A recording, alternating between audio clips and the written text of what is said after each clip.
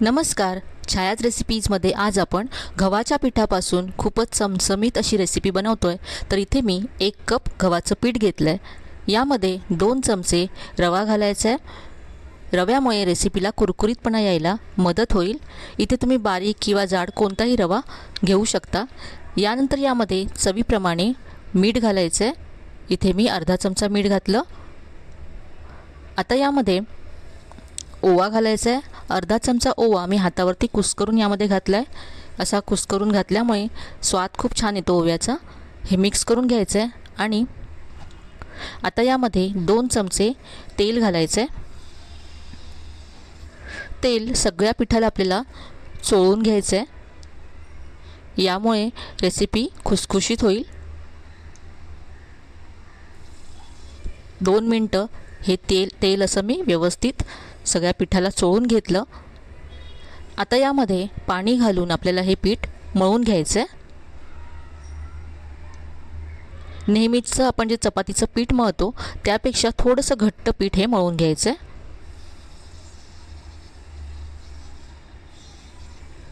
इथे मी पीठ मळून तयार केलं आहे. आता हे पीठ असं झाकून ठेवायचं. इथे मी एक कापड ओलं करून घेतलं आहे. याने असं झाकून हे बाजूला ठेवून देऊया. म्हणजे यामध्ये जो रवा आहे तो छान फुलेल. तोपर्यंत आपण सारण तयार करूया. इथे मी 2 मोठ्या आकाराचे बटाटे शिजवून घेतले, सोलून घेतले. यानंतर हे असे कुस्करून घेतलेत. बटाटे पूर्ण थंड करून मग ते इथे सोलून आणि कुस्करून घ्यायचे. आता यामध्ये कांदा घालायचा आहे. एक मध्यम आकाराचा कांदा मी इथे बारीक चिरून घेतला आहे. यानंतर अर्धा चमचा धने आणि अर्धा चमचा बडीशेप मी जाडसर कुटून घेतले. मिक्सरला तुम्ही जाडसर वाटून घेऊ शकता. बडीशेप आणि धने दाताखाली आल्यानंतर खूप छान लागतात या रेसिपीमध्ये. अर्धा चमचा इथे मी जिरं घातलं. यानंतर पाव चमचा यामध्ये हळद घालायची आहे. यानंतर पाव चमचा गरम मसाला घातला आहे. पाव चमचा आमचूर पावडर घालायची आहे. मस्त आंबट आणि तिखट अशी स्टफिंगला आपल्या चव येईल. इथे आता मी चवीप्रमाणे लाल तिखट घालते. यानंतर चवीप्रमाणे मीठ घालायचं आहे आणि भरपूर बारीक चिरलेली कोथिंबीर घालायची यामध्ये. आता हे सगळं मिक्स करून घ्यायचं आहे. इथे लक्षात घ्या, बटाटे तुम्ही थंड केल्यानंतर इथे वापरा. जर बटाटे गरम असतील तर हे स्टफिंग थोडंसं ओलसर होतं. म्हणून पूर्ण थंड करून मगच इथे बटाटे वापरायचे आहेत. हे सारण तयार आहे आणि हे पीठसुद्धा आता आपलं सेट झालं असेल. तर हे पीठ आता पुन्हा एकदा आपण मळून घेऊया. तर छान सॉफ्ट असं हे पीठ तयार झालं आहे. रवासुद्धा याच्यातला छान फुलला आहे. तर आज आपण पिनव्हील समोसा बनवतोय. तर अगदी सोपा असा आहे बनवायला समोसा. इथे आता पिठाचे मी 4 गोळे तयार करून घेतलेत. नेहमीच्या चपातीच्या गोळ्यापेक्षा थोडासा मोठा असा गोळा तयार करून घेतला आहे. आता आपण हा गोळा सुका पिठामध्ये घोळवून घेऊया आणि याची पोळी लाटून घेऊया.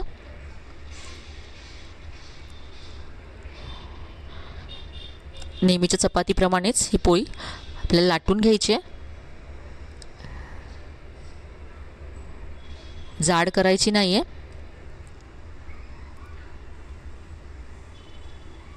नेहमी आपण समोसे बनवतो, जे ट्रायंगल शेपचे आपण समोसे बनवतो, ते थोडेसे बनवायला किंवा फोल्ड करायला कठीण असतात. हे खूपच सोपी अशी पद्धत आहे. तर इथे पहा, अशी पातळ ही पोळी मी लाटून घेतली.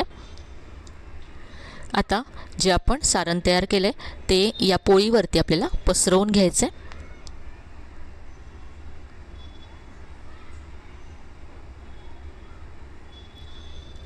तुम्हाला हवं असेल तर या सारणामध्ये तुम्ही वाफवलेला मटारसुद्धा घालू शकता.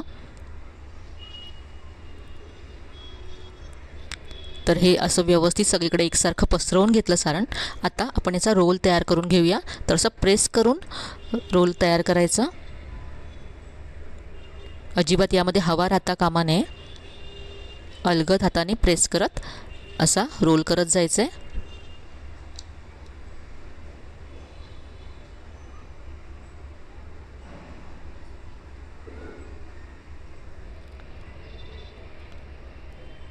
खूप मस्त अशी ही रेसिपी आहे आणि मुलांना तर खूपच आवडेल अशी आहे. मुलांच्या टिफिनसाठी, नाश्त्यासाठी सुद्धा तुम्ही बनवू शकता. तर असा हा रोल तयार करून घेतला आहे. हा एकदा असा फिरवून घ्यायचा आहे.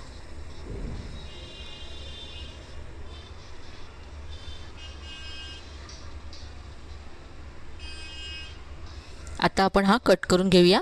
तर साधारण 1 इंचाचे तुकडे करून घ्यायचे. सुरी अशी मागे पुढे करून कट करायचं, म्हणजे याचे लेयर्स खूप छान येतात. तर अशा पद्धतीने पहा, मी इथे आणखी एक तुम्हाला कट करून दाखवते. सुरी अशी मागे पुढे करायची आहे आणि असं कट करायचं आहे.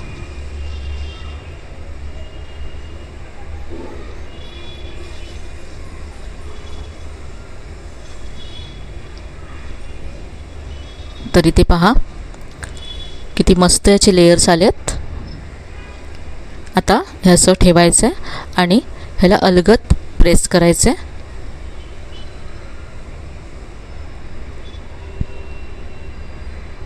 अशा पद्धतीने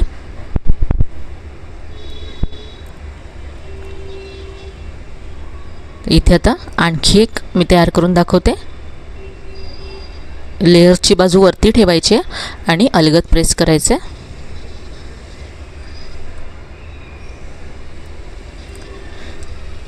आता अशाच पद्धतीने मी उरलेले सुद्धा समोसे तयार करून घेते.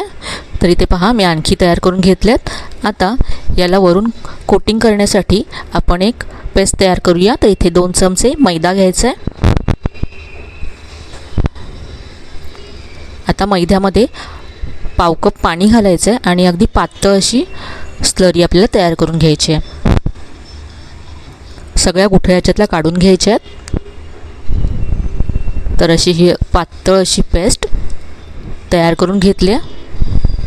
आता या पेस्टमध्ये आपण समोसे घोळवून फ्राय करणार आहोत. तर इथे मी कढईमध्ये तेल गरम करून घेतलं आहे. तेल व्यवस्थित असं गरम झाल्यानंतर गॅसची फ्लेम स्लो करायची आहे आणि हे जे आपण समोसे तयार केलेत ते या पेस्टमध्ये असे घोळवून आपल्याला तेलात सोडायचे आहेत.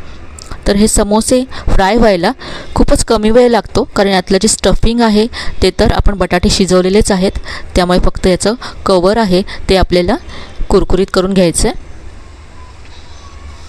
एका वेळेस इथे मी 3 ते 4 फ्राय करून घेणार आहे. खूप कमी वेळात हे समोसे तयार होतात, कारण आपण एक पोळी तयार केली तर त्यापासून 7 ते 8 असे समोसे तयार होतात.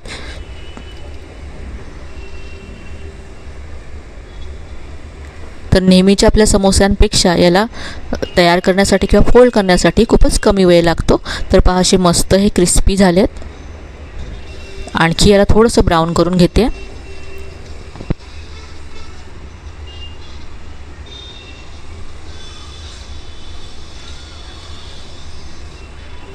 पाहू शकता खूप मस्त असा गोल्डन ब्राऊन रंग आला समोस्यांना. काढून घेऊया. तर आपले हे पिनव्हील समोसे तयार आहेत. चवीला अगदी अप्रतिम लागतात. तर आजची ही रेसिपी तुम्हाला नक्कीच आवडली असेल. याबरोबर आता खाण्यासाठी आपण एक चटणी तयार करूया. तर चटणीसाठी इथे मी कोथिंबीर घेतली आहे. यानंतर चवीप्रमाणे मीठ घेतलं आहे. अर्धा चमचा लिंबाचा रस घेतला आहे. 1 चमचा भाजलेली चण्याची डाळ घेतली आहे. 2 ते 3 लसणाच्या पाकळ्या घेतल्यात. थोडंसं आलं घेतलं आहे. यानंतर हिरव्या मिरच्या घेतल्यात आणि पुदिना घेतला आहे. आता हे सगळं साहित्य आपण मिक्सरच्या भांड्यामध्ये काढून घेऊया आणि पाणी घालून याची आपण चटणी वाटून घेऊया. तर इथे आता मी चटणी वाटून घेते. चटणी वाटून तयार आहे. पाहू शकता अगदी मस्त हिरवीगार अशी ही चटणी तयार झाली आहे. आपल्या ह्या पिनव्हील समोस्यांबरोबर ही आंबट तिखट अशी चटणी खूप छान लागते. तर आजची ही रेसिपी तुम्हाला नक्कीच आवडली असेल. रेसिपी कशी वाटली कमेंटमध्ये कळवायला विसरू नका. रेसिपी आवडली असेल तर व्हिडिओला लाईक करा, शेअर करा.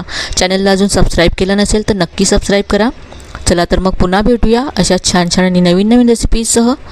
तोपर्यंत धन्यवाद.